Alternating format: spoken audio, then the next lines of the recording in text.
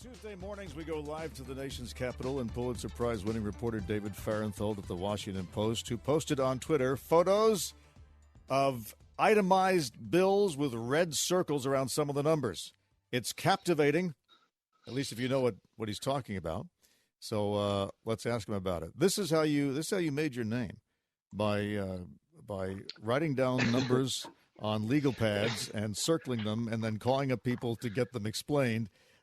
In the context of Donald Trump's nonprofit foundations, and now you're at it again. So just explain to us what you're working on here. We're trying to figure out how much money Trump got. Trump used the U.S. government to pay to his own businesses. So while he was president, he was funneling money from the government to his own pocket and basically doing it in secret. And so now we're slowly getting the evidence that shows how he did it, when he did it, and how much. Well, how is he doing it? It was seen. I mean, he's in a fishbowl. How can a president funnel money to himself when there's so many people watching? Well, the way he would do it is he would go to his own properties, and there's a whole bunch of people who have to go with him, mostly Secret Service agents, but also Defense Department attachés, State Department folks. And then when those people came to his properties, because they had to stay right near the president, he would charge the government above market rates for their rooms. So the thing that I was posting yesterday was a receipt from Mar-A-Lago over Christmas. And while Trump is at Mar-a-Lago putting out these messages about trying to overturn the election, he's still charging the Secret Service for rooms next to him. So I think he made $15,000 from the taxpayers over 8 days in December of 2020. Okay, but you also post some of the other lodgings, the other accommodations where the numbers were higher. Was that more days or what? I thought it was the same week. So the rates at Mar-a-Lago in the beginning were about $650 a night. Toward the end of his term, it was about $396 a night. That was still much more than the government was normally allowed to pay for hotel rooms in that area. But we have found receipts going back to the beginning of his presidency from all different government agencies, totaling about $2.5 million that he used the government to pay to himself, most of it in secret. People didn't know about almost any of it until we started digging. Okay. I think that, well, I can't be sure, but I'm guessing there's some listeners who look at it and say, okay, $2.5 million, that's chump change in the context of the federal government and even in the context of Trump's reported wealth. So are you saying he really was that desperate for money that, he would need $2.5 million over 4 years? I can't speak to his motivations. I wish I knew. What we know is that even though as much money as he says he has, this is what he did. He used the government to pay himself money. And at the same time, his son, Eric, was telling the public a totally different story, saying, well, we give these rooms away basically for free, maybe $50 a night. That's what they told the public. And then behind the sscenes, they were doing something very different that put some money in their own pockets. Yeah. Well, it's not against the law to lie, as we know. And the emoluments thing, the courts turned that down, right? So what? Well, the emoluments question basically never got to so the Constitution says that the U.S. president can't take extra payments from the U.S. government beyond his salary and can't take payments from foreign governments. Trump did both, and people sued him over it. But basically, the courts couldn't figure out who, if anybody, has the right to bring that suit. And so the suits ended when Trump left office without even resolving that question. But what I'm getting at isn't this? I mean, I am amazed at your diligence. But there's not going to be a legal payoff, right? I mean, you might expose that he was enriching himself, but he probably was doing it in an illegal way, or at least in a way that nobody is anxious to challenge. Yeah, I'm not really doing this in the hopes that Donald Trump will be prosecuted or forced to refund the money or anything like that. I just think people ought to know.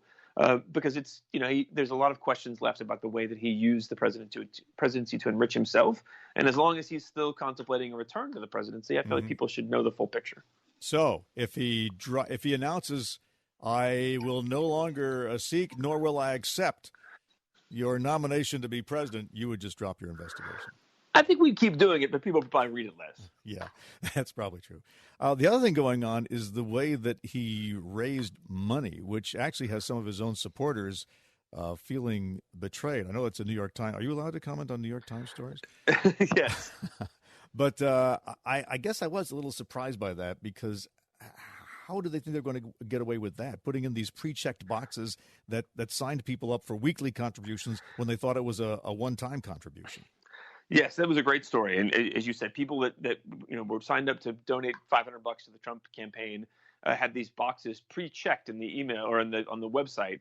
And if you didn't look closely and uncheck the boxes, your $500 donation today became a $500 weekly donation every week. And so the Times talked to people who basically were bankrupted by this. They didn't realize this had happened. They couldn't find a way to turn it off. And, their bank accounts got drained by Donald Trump. To me, it reminded me of Trump University.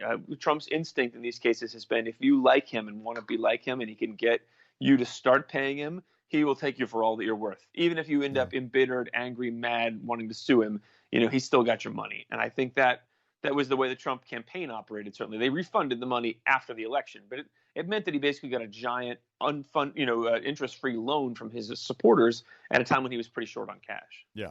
Now, as a member of the media, and by the way, you just gave the Neiman lecture online, which you can look up to hear David Farenthal's reporting secrets. But just a question that keeps coming up repeatedly in emails that listeners send me, and that is the media is just gone soft on Joe Biden.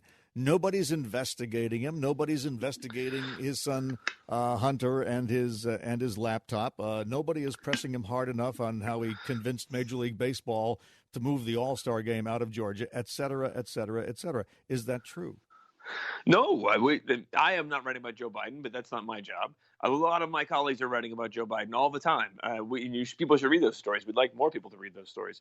I think that Biden is a different president, and there are not the same kinds of conflicts of interest and questions that Trump had. Biden isn't running a business. He's not using the government to pay himself. He's not spending his time in his own businesses. But there are a lot of other questions about the border, about how he's administering the stimulus payments, where we have been pressing him and will continue to. He's a different president than Trump, but we're going to cover him as aggressively as we did Trump. Well, what about creeping socialism, sending out regular monthly payments to people just because they have children? And apparently that's going to be perpetual. Well, the question of, I think we've covered that quite a bit. The question of whether it's creeping socialism, I don't know. Under Trump, we gave large and recurring payments to farmers. I guess it just depends on who you think is deserving of payments and who you think payments are socialism. But we've certainly covered that quite a bit too. Yeah, the farmers. You can't accuse farmers of being socialists. Does Biden have secret meetings with Bernie Sanders or anything that you've uncovered nothing at all? I'm not trying to uncover things about Biden because it's not my job, at least not yet. But I mean, if there are secrets about Joe Biden, rest assured that we are trying to get them. And it's not like there are amazing scandals happening every day that we're ignoring. We would really like to have more people reading the Washington Post now than there are. Yeah. Okay. Well, I can respect that. And could you do me a favor and push to get that job so we can talk more about it?